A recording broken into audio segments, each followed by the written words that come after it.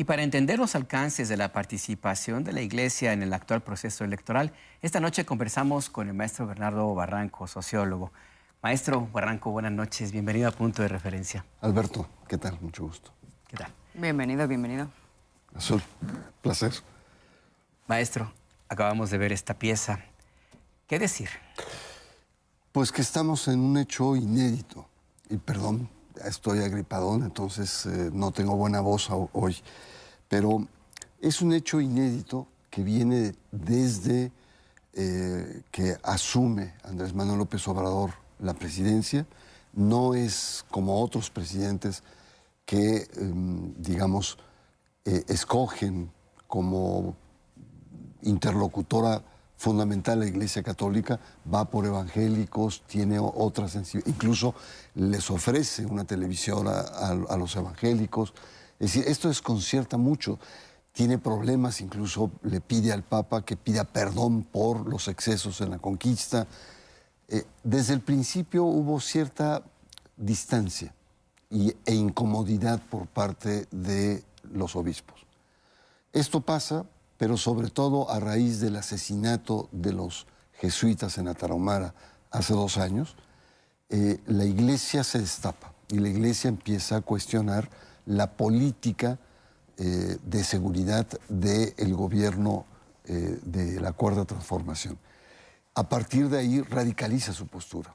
Avala la marcha rosa del INE, avala la marcha del tribunal, empieza a tener talleres, sobre todo usando el tema de la paz, pero en realidad es un cuestionamiento muy fuerte a la política de la Cuarta T. De tal suerte que llegamos en este momento electoral y vemos que importantes estamentos de la catolicidad, de obispos, abiertamente están llamando a la feligresía a no votar por los candidatos de Morena. Bajío es un caso, pero hay otros más que están ahí presentes.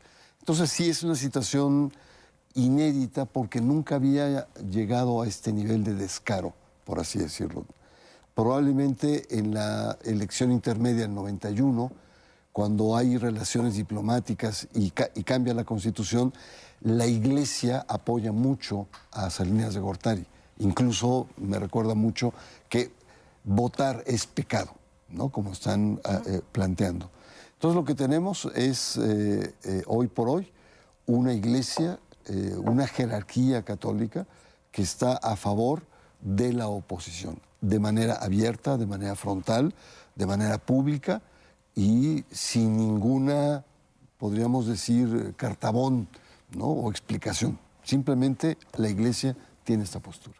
Ahora, ¿qué papel puede jugar esta iglesia, estas instituciones, en función de su relación con la feligresía, al mismo tiempo del contexto en el que nos encontramos, en donde, por ejemplo, vemos un amplio apoyo popular a un proyecto de gobierno actual y que se refleja en un espejo de continuidad en la candidata Claudia Sheinbaum? O sea, esos dos elementos, ¿cómo juegan?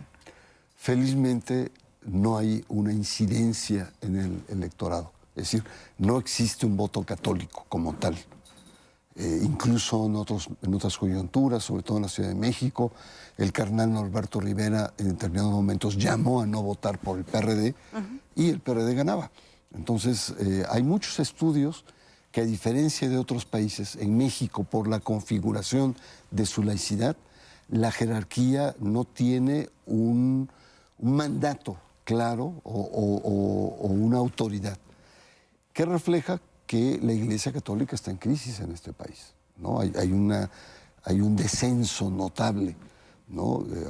Poco más del 70% son católicos, pero todos los escándalos financieros, escándalos de pederastia, escándalos como el que vimos el obispo de Guerrero, ¿no? Influyen, inciden en que la jerarquía tiene poca o nula autoridad para poder incidir en el voto. Así hay una distinción de lo religioso con lo político. Totalmente. A diferencia de otros países. Claro. ¿No? Incluso en términos de evangélicos, que en otros países que tienen fuerza, pero tienen un control muy férreo sobre sus feligresías. En el caso mexicano no. 2 veces el partido evangélico Encuentro Social ha fracasado, no ha alcanzado la votación. ¿Qué significa? Que por la historia y la configuración de la relación y los vínculos políticos, las iglesias no tienen ascendencia en los votantes. Es decir, no existe un voto religioso, hasta el momento, no existe un voto católico. ¿Y cuál es entonces la apuesta? Porque más allá de que pueda haber una especie de, digamos, venganza, quiero poner en los términos, maestro, porque el privilegio de la interlocución que era con la Iglesia Católica ahora se dividió también con las iglesias evangélicas en este gobierno, más allá de una especie de revancha, ¿cuál es entonces la apuesta de hacer un activismo tan descarado de esta naturaleza? Mira, Alberto, la Iglesia católica es una iglesia muy heterogénea. Hay varias corrientes, varias perspectivas, etc. El episcopado trata de articular, ¿no? De unificar, de tener una cierta perspectiva. A lo mejor no lo recuerdas, Azul, porque eres muy joven. Jovencísima. Pero el caso de Prigione, un nuncio político con mucho peso, decía: en la política la iglesia no tiene que salir, tiene por debajo de la mesa una comida, una cena, con una buena botella de vino, ahí se arreglan los temas. Pero también decía Girolamo Prigione, que estuvo cerca de 19 años y se convirtió en el cerebro, en la materia gris de la Iglesia Católica, en muchos años, decía que los momentos de mayor fragilidad o vulnerabilidad de los sistemas políticos eran precisamente los electorales. Y era en esos momentos donde la Iglesia podía poner sobre la mesa